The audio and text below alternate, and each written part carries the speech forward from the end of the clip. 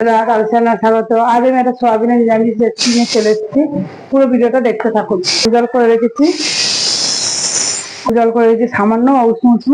এই সোয়াবিন গুলো আমি জলে ভিজিয়ে দিলাম, খানিকক্ষণ ভিজিয়ে রাখবো। মিক্সির মধ্যে দুটো কাঁচা লঙ্কা, সামান্য একটু কালো জিরে আমি এর মধ্যে দিলাম। এই টুপে রেখে দিয়েছি। দেখুন অনেকটা এড়ে গেছে, যেহেতু গরম জল দিয়ে রেখেছিলাম। এই দেখুন অনেকটা নরম হয়ে গেছে। আমি এই মিক্সির মধ্যে দিয়ে দেবো।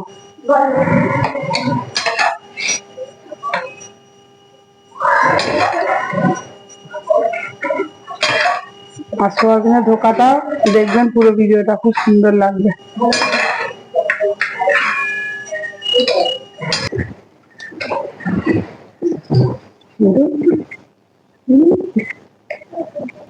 আমি মিক্সারে দিয়ে করে নিয়েছি, কিন্তু পুরো একদম গুঁড়ো করে নিয়ে একটু জল জল হয়ে কিন্তু এটাতে টাইট করতে হবে।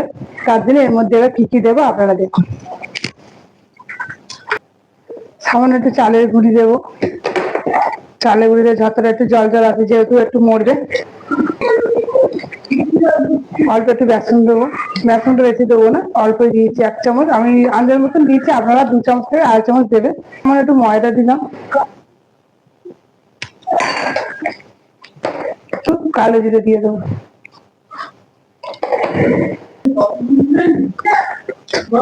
আর দেবো স্বাদ মতো নুন, একটু হলুদ। আমি কিন্তু হাত দিয়ে দিচ্ছি, ভালো করে একটু মিশিয়ে নেবো।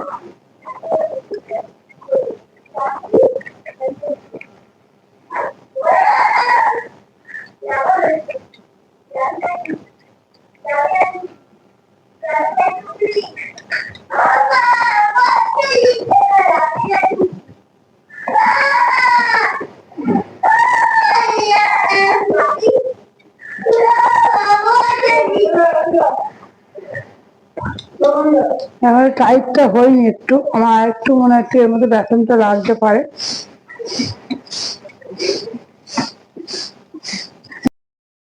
হয়ে গেছে, আমি অল্প অল্প করে না, ঠিক আমি এই সাইজটা রেখেছি, হালকা হালকা করে ভেজে নেবো।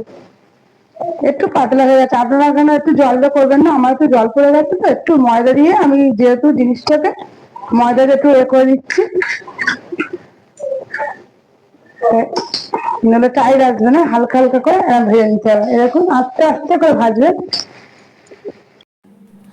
আমার ভাজা হয়ে গেছে, রাস্তা থেকে এরকম কালারে রেখে দিয়েছি।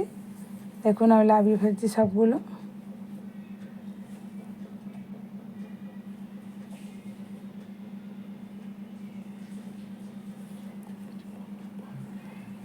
এগুলো আমার হয়ে গেছে। এবার আমি ওই তেলের মধ্যে একটু সর্ষের তেল দিয়ে দিয়েছি। এর প্রথমে দিলাম টমেটো কুচি, তারপর দেবো একটু আদা জিরে বাটা, দিয়ে ওর মধ্যে নুন, স্বাদ মতো নুন, হলুদ, লঙ্কার গুঁড়ো, আমার মশলাগুলো সব পরিমাণ মতন দিয়ে দিলাম।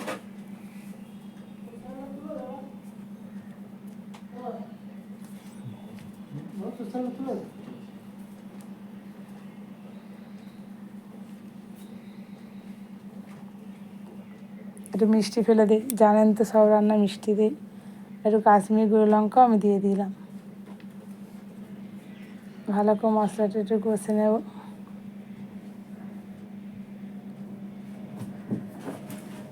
পুরো নিরামিষ পদের রান্না, এর মধ্যে কিন্তু আদা রসুন দেয়নি।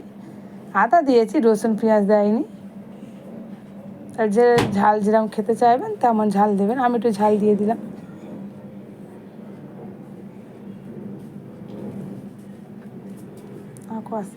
কষা হয়ে গেছে, এবার আমি জল দিয়ে দিলাম। খুব জল দেবেন না, অল্প দেবেন। এর মধ্যে আলু দিতে চাইলেও আলু দিতে পারতেন, আপনারা দেবেন, কিন্তু আমি দেয়নি। আলুও দেওয়া যায় আর না দিয়েও করা যায়।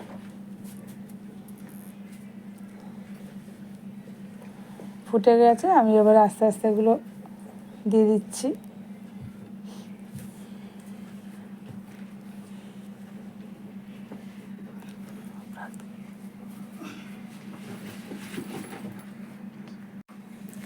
এই সোয়াবিনের ধোকা দেখুন, বেশ ফুটলেই এবার লাভিয়ে নেবেন। ব্যাস আমার সয়াবিনের ধোকা রেডি। খুব সুন্দর একটা রেসিপি, গরম ভাতে তো ভালোই লাগবে খেতে। আলু দিয়ে করলে কিন্তু সত্যি এটাও ভালো লাগতো, তো এটাও সুন্দর লাগবে। আমার রান্নাটা ভালো লাগলে লাইক কমেন্ট করবেন, আর যারা নতুন দেখছেন আমার ভিডিওটা একটা সাবস্ক্রাইব করে দেবেন।